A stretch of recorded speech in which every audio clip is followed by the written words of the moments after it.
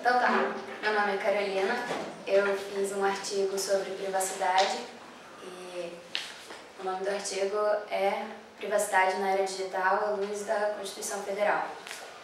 E só para começar então, eu quero perguntar para vocês, quem aqui já ligaram para casa perguntando: vocês gostariam de uma revista? Porque a gente sabe pelo histórico que você gosta de negócios ou que você faz uma faculdade de administração ou de alguma coisa. Alguém já ligou e vocês não sabiam da onde a pessoa soube o nome, soube a informação, o telefone. Então, me ligaram no ano passado da FGV me perguntando se eu teria interesse no curso de administração. Eu fiquei um pouco intrigada, né, porque a princípio eu não associei nada que pudesse me ligar a eles. Como que eles poderiam ter achado o meu telefone, o meu número? E fazendo esse trabalho, esse artigo, eu acabei descobrindo que existe um termo chamado dados cruzados, ou informação cruzada, que em algum momento da minha vida eu devo ter colocado os meus dados na internet ou mesmo em faculdade, e esses dados foram vendidos ou foram passados para essa empresa e eles acabaram descobrindo o que eu faço, onde eu trabalho, onde eu moro, qual é o meu interesse.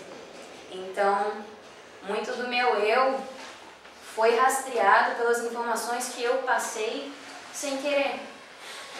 Então, a privacidade hoje em dia não está só no problema da internet em si, na invasão, por exemplo, do seu computador por hackers, e sim está no que você está mostrando, ou qual a sua intenção de colocar os dados, de publicar os dados, e qual a intenção dos outros em usar os dados de vocês.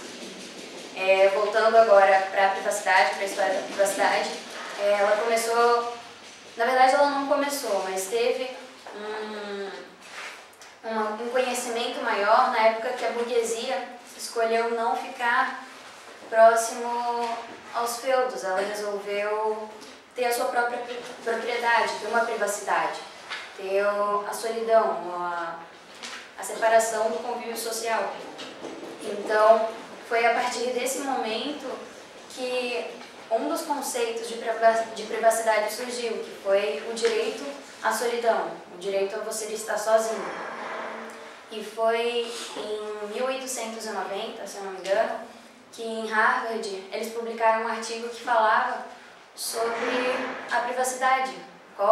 Até que ponto tem o seu direito à privacidade.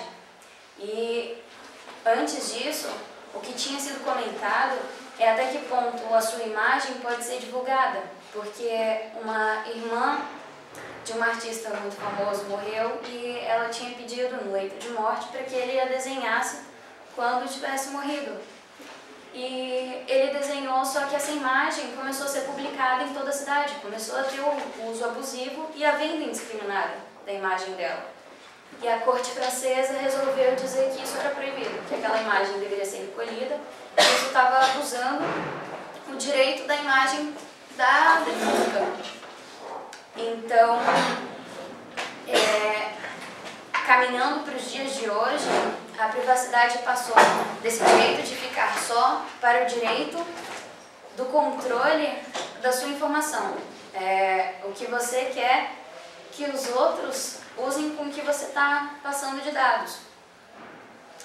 Então, é muito difícil, é muito complicado você entrar na internet e em qualquer clique que você dá, vai ficar registrado o que você está interessado, o que você está comprando, onde você quer ir. Por exemplo, numa viagem de fim de semana, você pode comprar passagem para Brasília.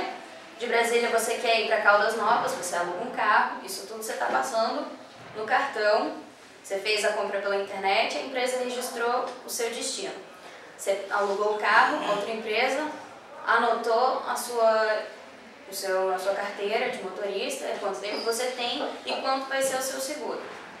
Aí você abasteceu, eles já sabem, essa empresa, esse posto sabe mais ou menos a direção que você está seguindo, porque você quer ir para Caldas Novas. Caldas Novas é um caminho que você não tem muita opção, então geralmente as pessoas que passam por lá vão realmente para essas termas. Nas termas, você entra entra, paga o cartão novamente, fica cadastrado e você usa um cartão magnético.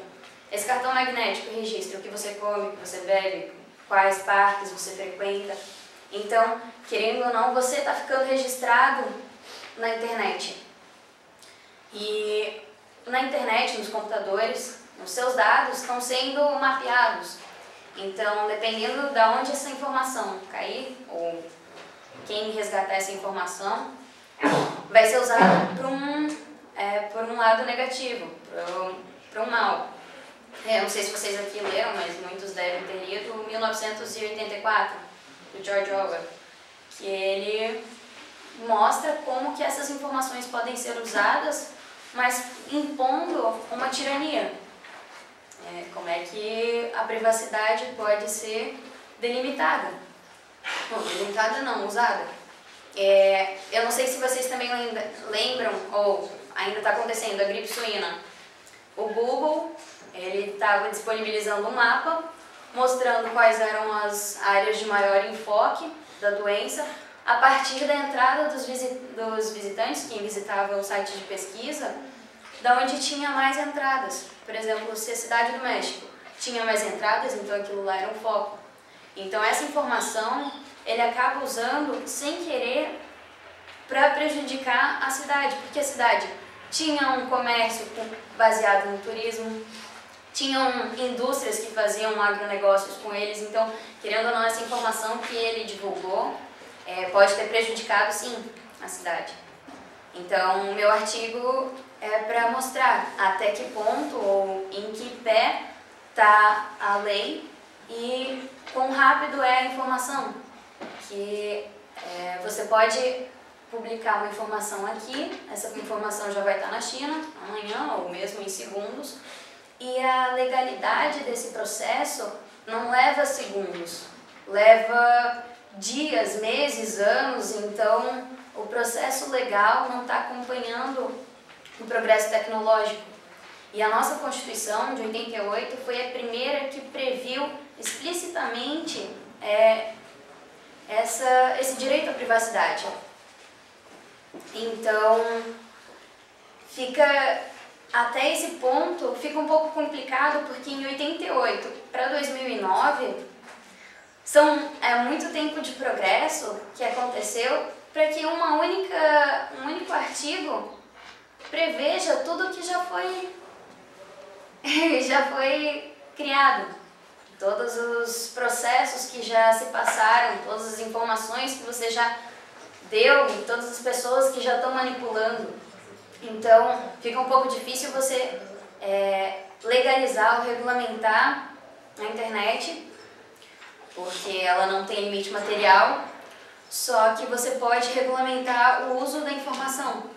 Por exemplo, na PUC surgiu um programa que são normas de referência à privacidade online, que é um site que o Itaú e o Banco Real já se associaram, que mostra para o usuário até que ponto a informação dele vai ser usada, disponibiliza momentos para o usuário modificar realmente os dados que ele colocou, e é um compromisso que essas empresas assinam em não publicar esses dados.